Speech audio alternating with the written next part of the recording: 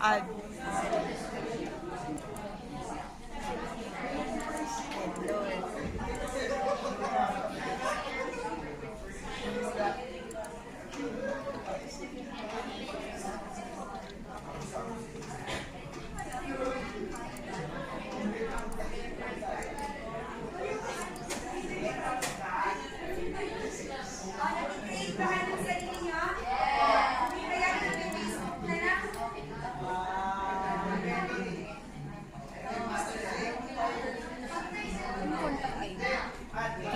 Pwede yan?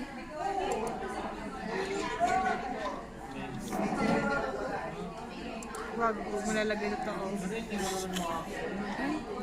class. Ganito yung summary na ginagawa natin ha. So, And- first step natin is we create our business partner.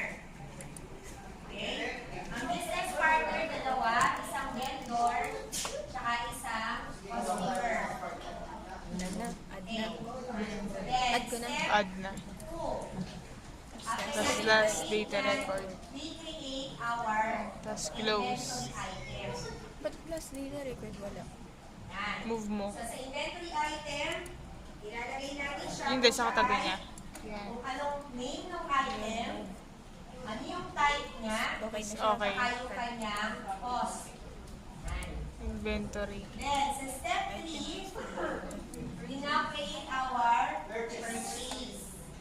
Okay, so Add. sa purchase, eto yan. So, una-una, magkakaroon tayo ng purchase order. Tapos, sa purchase order, goods receipt PO, then goods return.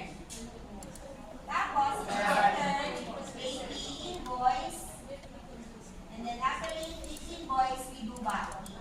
Base unit price. Yes, ito na yung mabayaran. Ito yung may take. Wala na yan. Unit Tapos, price. pwede mo tingnan yung relationship map nito. Kahit saan dyan. Preferred vendor. Tingnan. Tapos, makikita mo rin doon sa item yung accounting. Okay? Actually, doon sa item makikita naman yung inventory. Add. So, ito Tapos yung data meron record. stock. Omitted. Yan. Then, okay. Ordered. At saka, Wala na dito. Oo, okay. dito mo makikita sa item master Ay, yung hindi. inventory at saka yung Iba yun? logistics. Saka yung general. Pero pagdating dito sa accounting, dito mo makikita Yun, lumagpas ka yung na mga kanina. entries. Yung column na. Maliwanag ba? Kasi documents